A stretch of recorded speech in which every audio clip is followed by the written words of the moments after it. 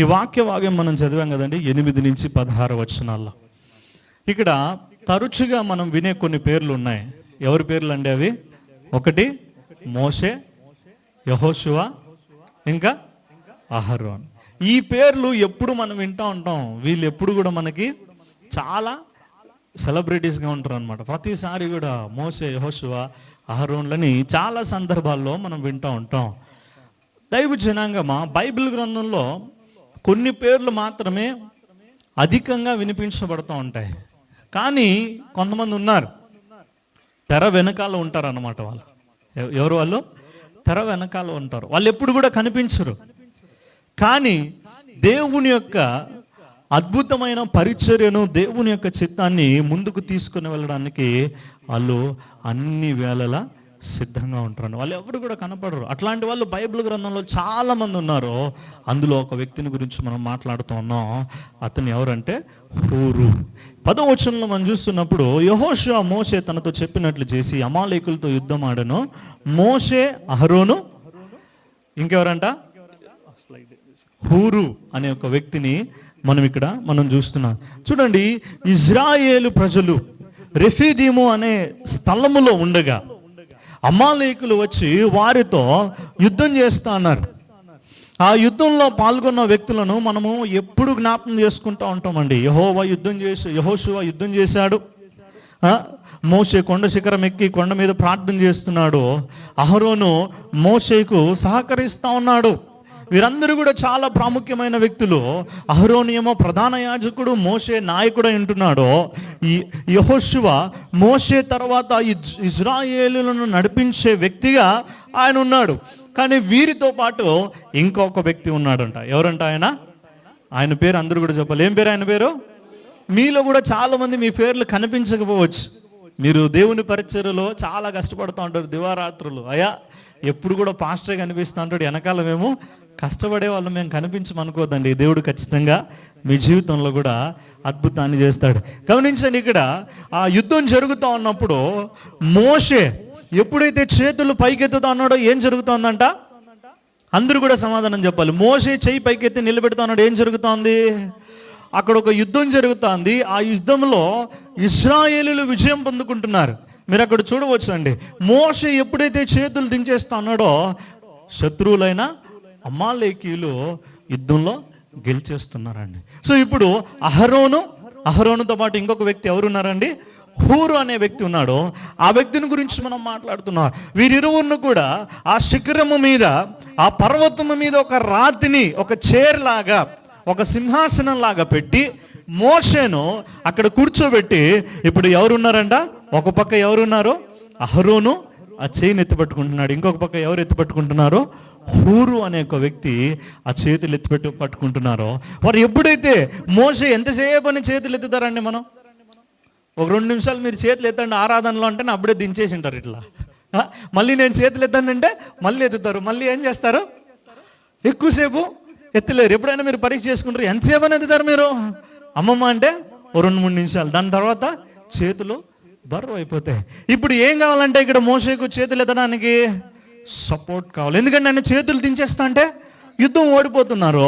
అప్పుడు దేవుడు ఏర్పాటు చేసుకుని ఉన్న ఇద్దరు వ్యక్తులు, ఒకరేమో అహరోను గురించి చాలాసార్లు విన్నాము. ఈరోజు ఆయన మైండ్లో నుంచి మీరు తీసేయండి. ఈరోజు అంతా మీ మైండ్లో ఎవరు ఉండాలా? గట్టిగా చెప్పాలి. ఎవరు ఉండాలా? మోసే కాదు, హూరు. ఎవరు?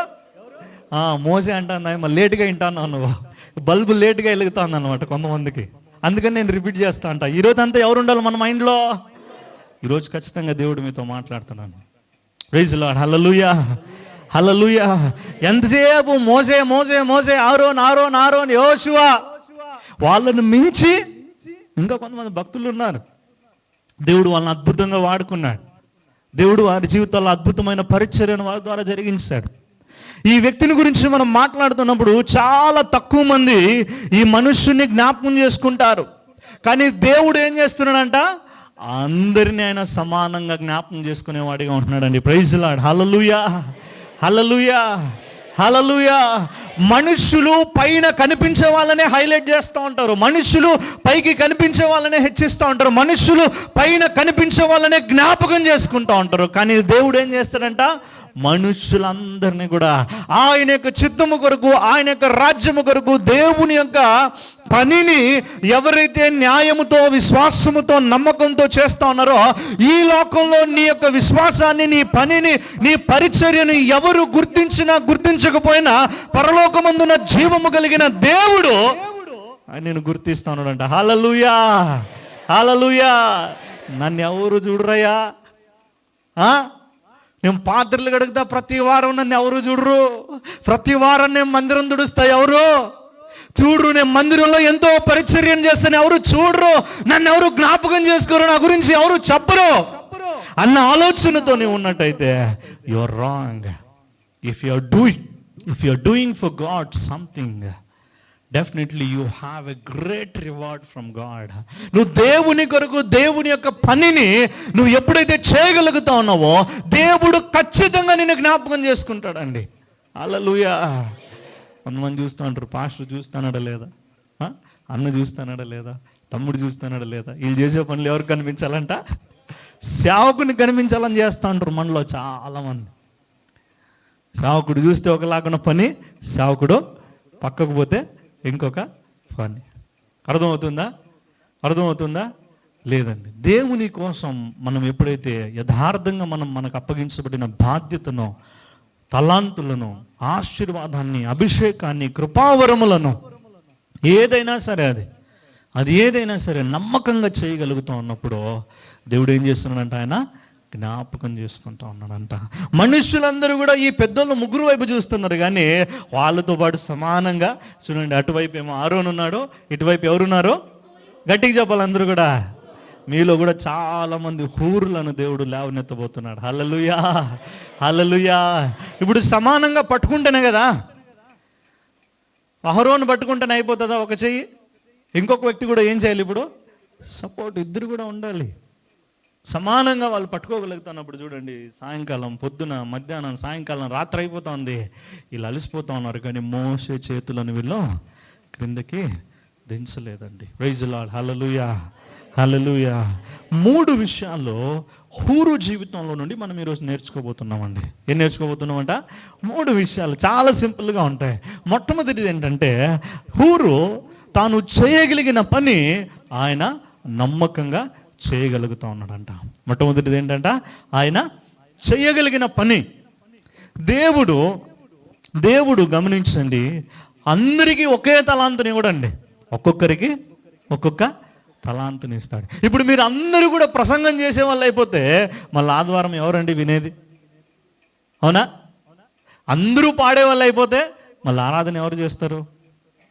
అందరూ ప్రార్థన చేసేవాళ్ళు అయితే మరి ఆ ప్రార్థనలో ఎవరు ఏకీభవించే వారిగా ఉంటారు? దైవజనాంగమా, దేవుడు వారి సామర్థ్యం కొలది దేవుడు వారికి రకరకములైన తలాంతులను ఇచ్చి ఉంటాడు. ఇప్పుడు మనోడు ఏం చేస్తున్నాడు? హూరుకి ఇచ్చిన తలాంతుని కనుక మనం చూస్తున్నప్పుడు, హూరు యెహోషువ వలె ఆయనకు యుద్ధం చేయడం రాదండి. ఈయనకి యుద్ధం చేయడం రాదు. మోషే వలె ప్రార్థించడం రాదు. కానీ తనకు తెలిసిందల్లా, తనకు వచ్చిన పని ఏంటంట, తన యొక్క సేవకుడికి సహకారముగా ఉండడం. ప్రైజ్ ది లార్డ్, హల్లెలూయా. సహాయం చేయడం. ఆయనకు తెలిసిందల్లా అంతే. ఆయనకు యుద్ధాలు రావు, పెద్ద పెద్ద ప్రసంగాలు రావు, మంచి స్వరం లేదు ఆయనకి, మంచి రాగం లేదు ఆయనకి. మోషేలాగా గంటలు ప్రార్థన చేయలేడు. అహరోనులాగా ఆయనేమి యాజకుడు కాదు. ఆయన అతి పరిశుద్ధ స్థలంలోనికి వెళ్ళే ఆ యొక్క స్థితి లేదు. దైవజనాంగం చాలా సాధారణమైన వ్యక్తి.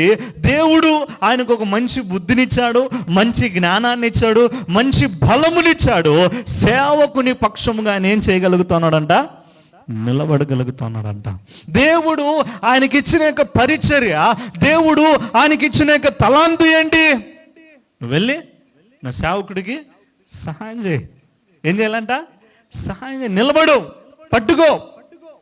దైవజనంగా మనకు, నీలో అనేక మందికి ఇతరుల వల్లే ప్రార్థించక రాకపోయినంత మాత్రాన మీరు చింతించాల్సిన అవసరం లేదు. ప్రార్థన, అయ్యా నేను వ్యక్తిగతంగా ప్రార్థన చేసుకుంటాను కానీ దీర్ఘ ప్రార్థన నాకు రాదు. నేను మీలాగా గట్టిగా నేను ప్రార్థన చేయలేనయ్యా, మంచిదే. అయ్యా నేను సంఘంలో మరి ఇతరులలాగా నేను పాడలేనయ్యా, మంచిదే.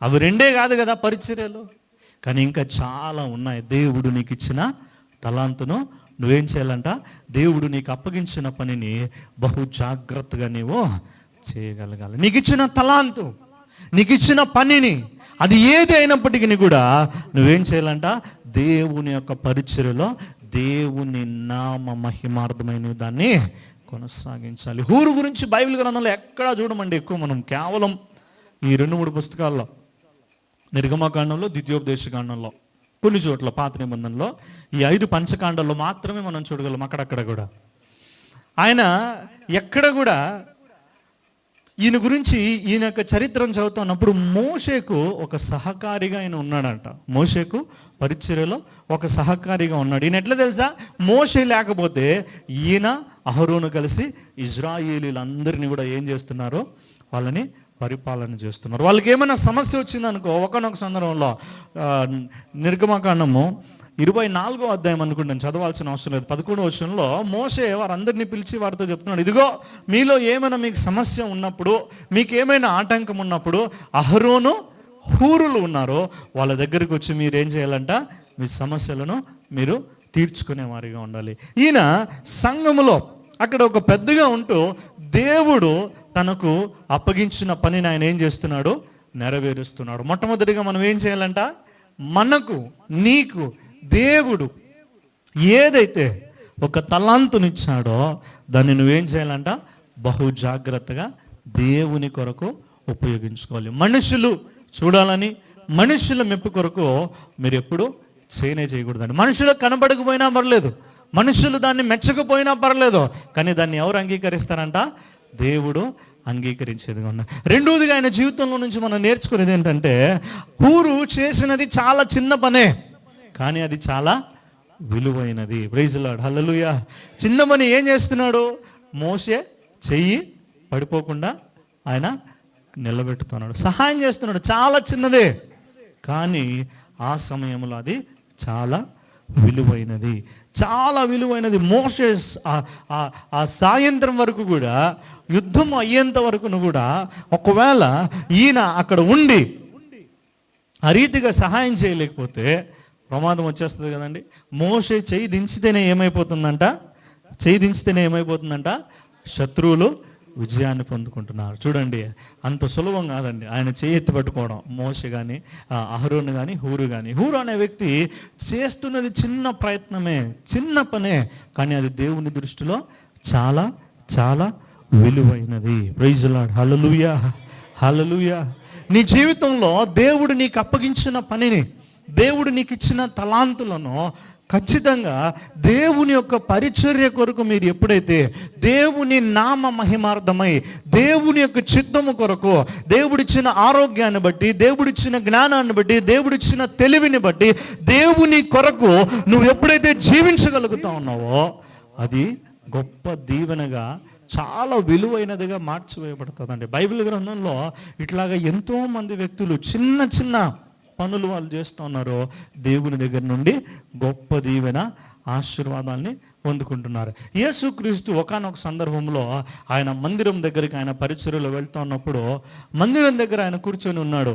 ఆయనతో పాటు శిష్యులు ఉన్నారు, అనేక మంది యూదులు, శాస్త్రులు, పరిసయ్యులు అందరూ కూడా కూర్చున్నారు. ఆ సమయము అందరూ కూడా ఏం చేస్తున్నారంట, కానుకలు వేసే సమయం అంట. యేసుక్రీస్తు ఆ శిష్యులు అందరూ కూడా చాలా జాగ్రత్తగా అనేక మంది గమనిస్తూ ఉన్నారు. అనేక మంది వచ్చి ఆ కానుకల పెట్టెలో కానుకలు వేస్తూ పోతూ ఉన్నారు, వెళ్తూ ఉన్నారు. ఒక ఒక ఒక ముసలి విధవరాలు, చాలా పేదరాలు ఆమె వచ్చి ఆమె కానుక ఆ పెట్టెలో వేస్తున్నప్పుడు అక్కడున్న వాళ్ళందరికీ కూడా ప్రశ్న వచ్చిందంట, ఏంటి ఇక్కడ ఎవరు గొప్ప అర్పణ చేశారు, ఎవరు విలువైన అర్పణ అర్పించారంటే అందరూ కూడా, అయ్యా నా దగ్గర 2000 ఉంటే నేను ఒక 1000 రూపాయలు వేసాను, అయ్యా నా దగ్గర 10,000 ఉంటే నేను ఒక 5,000 వేసాను, నా దగ్గర ఇంకా వీళ్ళందరూ కూడా గొప్పలు చెప్పుకుంటున్నారు, నేను అంత ఇచ్చాను, నేను ఇంత ఇచ్చానని. కానీ యేసయ్య ఆమెను చూసి, అయ్యా ఇక్కడ విలువైన శ్రేష్టమైన అర్పణ ఎవరైనా ఇచ్చారంటే ఆ పేద విధవరాలు. ఆ ముసలావిడ ఏంటి, ఆమె ఇచ్చింది ₹1 ₹2 ఇచ్చింది, దీనేంటి ఆమెను పొగుడుతున్నాడంటే, ఆమె ఏం చేసిందంట, తనకు కలిగి ఉన్నదాని అంతట్లో కూడా ఆమె తనకు కలిగి ఉన్నదంతా ఇంకా పోర్షన్ ఏం తీయలేదన్నమాట, సపరేట్ చేయలేదు. ఇది నీకు, ఇది నాకు, ఇది నాకు, అంతా కూడా భాగాలు పెట్టుకుంటారు కదా, అట్లా పెట్టుకోవడం లేదనమాట. వాట్ ఎవర్ షీ హ్యాజ్, ఆమె కలిగి ఉన్నది ఆమె అక్కడ తీసుకొని వచ్చింది. ఆమె ఎక్కువ ఇవ్వలేదండి, చిన్నదే. దేవుడు నీకు ఇచ్చిన దాంట్లో అది విలువైనదిగా నువ్వు చిన్న ప్రయత్నం చేస్తున్నప్పుడు దేవుడు దాన్ని ఏం చేస్తున్నాడు, విలువైనదిగా మార్చివేస్తున్నాడు అండి. ప్రైజ్ లార్డ్, హల్లెలూయా, హల్లెలూయా. చిన్న తలాంతే. ఇప్పుడు పిల్లలందరూ ఇస్తుంటారు కదా, మీరు భోజనం చేస్తున్నప్పుడు మన సండే స్కూల్ పిల్లలు వచ్చి కొంతమంది మీకు అందరికి కూడా దాహానికి నీళ్ళు ఇస్తారా, ఎవరా? మీరు చాలామంది నీళ్ళు కూడా తీసుకొని పోరు అనమాట. ఏమి ఆ పిల్లలు వచ్చి ఇస్తారులే అని గొంతులో పడింది అనుకోండి, ఏమైపోతుంది, ఏమైపోతుంది? అది ఎట్లా వస్తుందో బయటికి మనకే తెలియదు, ముక్కులో నుంచి వస్తుందో గొంతులో నుంచి వస్తుంది. ఇది చిన్నపిల్లలు ఏం చేస్తున్నారు, మీ అవసరాన్ని, చాలా చిన్న పని అది, నీళ్ళు ఇవ్వడం పెద్ద పనేం కాదు, కానీ కొన్నిసార్లు ఏం చేస్తే తెలుసా, అది ప్రాణాన్నే కాపాడుతుంది. చిన్న పనే కానీ చాలా విలువైనది. ప్రైజ్ ది లార్డ్, హల్లెలూయా. దేవుడు నీకు ఇచ్చిన చిన్న తలాంతే, దాన్ని నువ్వు ఎప్పుడైతే నిష్ప్రయోజనముగా కాకుండా, నిరుపయోగంగా కాకుండా, నిస్వార్థముతో దేవుని నామ మహిమార్థమై నువ్వు చిన్న పనిని బహు జాగ్రత్తగా చేస్తున్నప్పుడు దేవుని దృష్టిలో చాలా విలువైనదిగా ఉంటుంది. అన్నాడు, నేను చెప్పాను కదా, ఈ చిన్నపిల్లలు ఇచ్చే ఒక గ్లాసు మీ ప్రాణాలని కాపాడవచ్చు. గొంతులో ఇరుక్కుంది సడన్గా, చాలామంది అప్పుడప్పుడు న్యూస్లో చూస్తున్నారు, తింటాదంటే గొంతులో ముళ్ళు ఇరుక్కున్నాయా, చేప ముళ్ళు, అంతే, ఇంకా వాడు చచ్చిపోయినాడు, ఊపిరాడు. తింటా గొంతులో పడింది, ఇరుక్కుంది. చిన్న పని కానీ చాలా విలువైనది, ఆశీర్వాదాన్ని, దీవెనను కలిగిస్తుందండి. దైవ జనాంగమా, మూడవదిగా ఏంటంటే, హూరు చేసిన పనిని మనుష్యులు గుర్తించలేదు కానీ దేవుడు గుర్తించాడంట. ప్రైజ్ ది లార్డ్, హల్లెలూయా, హల్లెలూయా. నేను మొదటిగా చెప్పాను కదా, చాలా మంది మనుష్యులు మనల్ని గుర్తించకపోవచ్చు. మనం పడే ప్రయాసము, మనం చేసే పరిచర్య ఎవరు దాని గురించి మాట్లాడకపోవచ్చు. కానీ నువ్వు మంచి మనస్సుతో నువ్వు దాన్ని చేయగలిగినప్పుడు దేవుడు నిన్ను ఆశీర్వదిస్తున్నాడు. యుద్ధం అయిపోయింది. యుద్ధం అయిన తర్వాత అందరూ కూడా యెహోషువకి ఏం చేస్తున్నారు, గట్టిగా చప్పట్లు కొట్టి కేకలేసి, ఓ యెహోషువ, చాలా గొప్ప యుద్ధం చేసావయ్యా, అనేక మంది నువ్వు చంపేశావు, యు ఆర్ గ్రేట్. అందరూ హూరుని మర్చిపోయారండి. మోషేని అందరూ మెచ్చుకుంటున్నారయ్యా, నువ్వు బాగా ప్రార్థన చేశావు. ఈ చేతులు ఎత్తడానికి, నిలబెట్టడానికి సపోర్ట్ చేసిన ఎవరిని మర్చిపోయారంట? చాలా సందర్భాల్లో మీరు కూడా మర్చిపోతూ ఉంటారండి. ఏం చేస్తూ ఉంటారు? మర్చిపోతూ ఉంటారు. కానీ మనుష్యులు మర్చిపోయినా దేవుడు, ఆయన మర్చిపోయిన దేవుడు కాదన్నాడు. ప్రైజ్ ది లార్డ్, హల్లెలూయా. నీవు మనుష్యులు మర్చిపోయినప్పటికీ కూడా దేవుడు ఏం చేస్తారంట? జ్ఞాపకం చేసుకునే దేవుడు. ఒకసారి నిర్గమకాండంలో కనుక 31వ అధ్యాయము మొదటి 5 వచనాలు నేను చదువుతాను, చాలా జాగ్రత్తగా గమనించండి. 31వ అధ్యాయం నిర్గమకాండం 31వ అధ్యాయం మొదటి 5 వచనాలు. మరియు యెహోవా మోషేతో ఇట్లా, నేను చూడుము, నేను యూదా గోత్రములో హూరు మనుమడును ఊరు కుమారుడైన బెసలేలు అను పేరు గల వానిని పిలిచితిని. విచిత్రమైన పనులను కల్పించుటకును, బంగారముతోను వెండితోను ఇత్తడితోను పని చేయుటకును, పొదుగుటకై రత్నములను సానబెట్టుటకు, కర్రను కోసి చెక్కుటకును, సమస్త విధములైన పనులను చేయుటకును, జ్ఞాన విద్య వివేకములను సమస్తమైన పనుల నేర్పును వానికి కలుగునట్లు వానిని దేవుని ఆత్మపూర్ణునిగా చేసి ఉన్నాను. ప్రత్యక్షపు గుడారము నిర్మించబడవలసిన సమయం వచ్చిందండి. ఎప్పుడో యుద్ధం అయిపోయింది. 17వ అధ్యాయంలో కొంచెం సమయం వీళ్ళు అరణ్యంలో ప్రయాణం చేసుకుని వెళ్తున్నారు. ఇప్పుడు దేవుడు మోషేతో ఏం చేస్తున్నాడంట?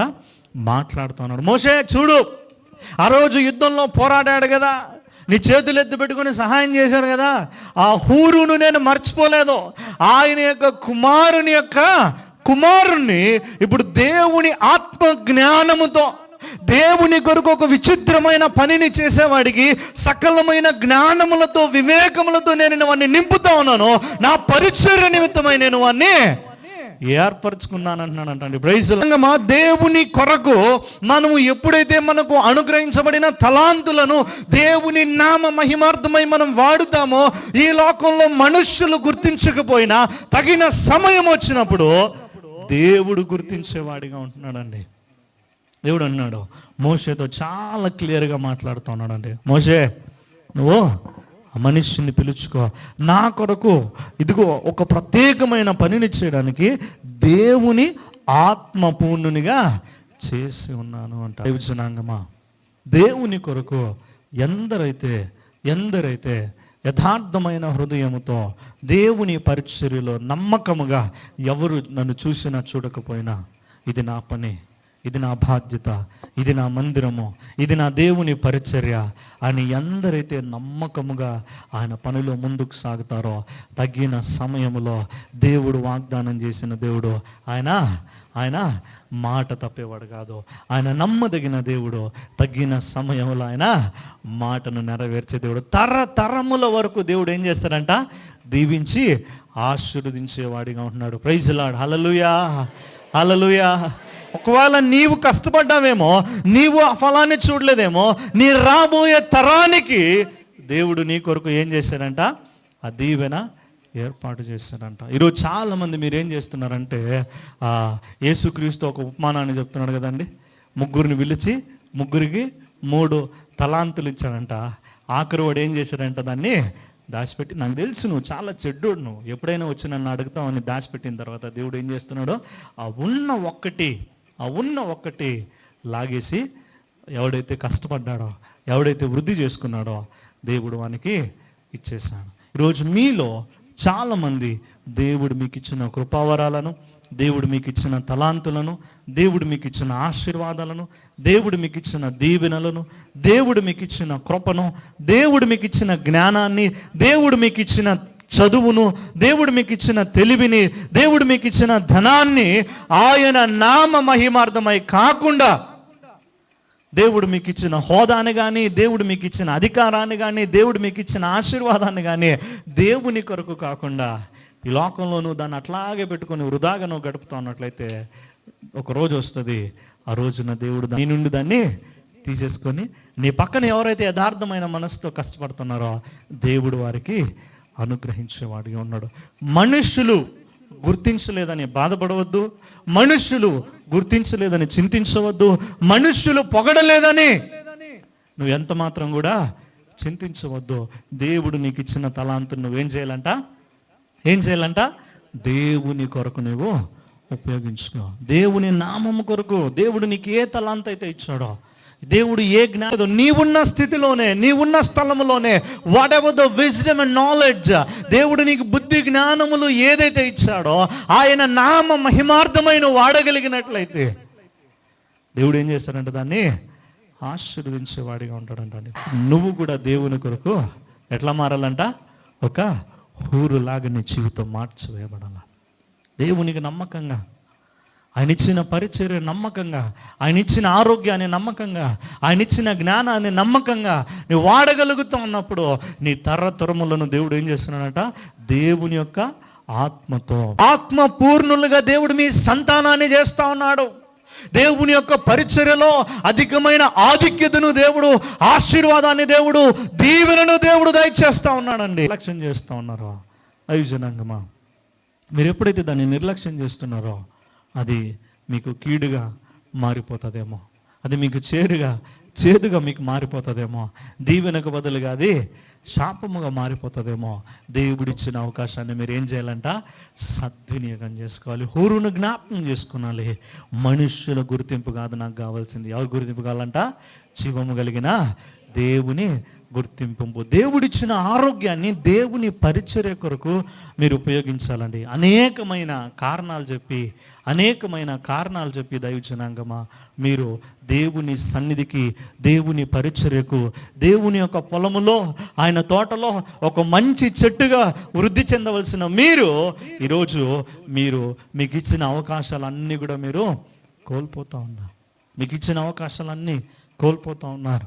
మీకు తెలుసు కదా, ఈరోజు ఈ మందిరం అంతా కూడా ఇట్లా సిద్ధపరచబడాలంటే, మీరందరూ కూడా కూర్చోవాలంటే శనివారమే కొంతమంది దేవుని పరిచర్య కొరకు సమర్పణ చేసుకొని వాళ్ళని ఎవరు చూడరు, వాళ్ళని ఎవరు అభినందించరు, వాళ్ళకి ఎవరు కూడా సర్టిఫికెట్స్ ఇవ్వరు అన్నమాట. వాళ్ళకి ఎవరు కూడా ₹1 కూడా ఇవ్వరు. కానీ ఇది నా దేవుని పరిచర్య, ఇది నా దేవుని మందిరం. మీరందరూ కూడా వచ్చి కింద ఒక్క దారం కూడా, ఒక దుమ్ము ధూళి కూడా మీకు తగలకుండా ఏం చేస్తారు, శుభ్రం చేస్తారు. మరలా మీరు వెళ్ళిన తర్వాత ప్రేయర్ అయిందనుకోండి, ఎవరికి వాళ్ళు ఏం చేస్తారు, ఇంటికి వెనక ముందు చూడరు అనమాట. మందిరం ఏంటి, పరిచర్య ఏంటి, ఎవరో వేశారు, మనం ఏమైనా తీసేది ఉందా, మనం ఏమైనా పెట్టేది ఉందా, ఏముండదండి. అందరూ కూడా చాలా బిజీ కదా, పాపం పరిగెత్తుకొని వెళ్ళిపోతూ అంటారు. మరలా ఎవరో దేవుడు ప్రేరేపణ కలిగించిన వారు, దేవుని యొక్క సమర్పణ కలిగిన వారు దేవుని యొక్క పనిని చేయగలుగుతున్నా. దైవజనాంగమా, పరిచర్య అనేది ఏ ఒక్కడి వల్ల కాదండి. సేవకుడు ఒకడు ఉంటే పరిచర్య అయిపోదు. సేవకుడు ఇట్లా వచ్చి నిలబడాలంటే ఆయన వెనకాల అనేక మంది హూరులు పరిచర్య చేస్తున్నారు అనమాట. ప్రైజ్ ది లార్డ్, హల్లెలూయా. అనేక మంది హూరులు, దేవుడిచ్చిన ఆధిక్యత, వాళ్ళకి ఎవ్వరు ₹1 ఇవ్వరు, ఎవ్వరు ₹1 ఇవ్వరు. ప్రతిదీ కూడా దేవుని పట్ల ప్రేమ కలిగి ఉండి దేవుని యొక్క పరిచర్య కొరకు ప్రతిదీ కూడా వారు చేయగలుగుతూ ఉన్నారు. కాబట్టి ఈరోజు అనేక మంది వాక్యాన్ని వినగలుగుతూ ఉన్నారు.